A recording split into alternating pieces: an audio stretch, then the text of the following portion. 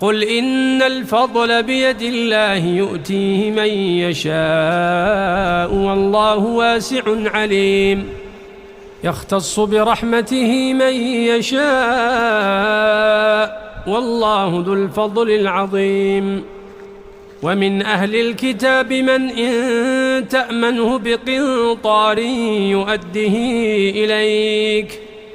ومنهم من إن تأمنه بدينار لا يؤده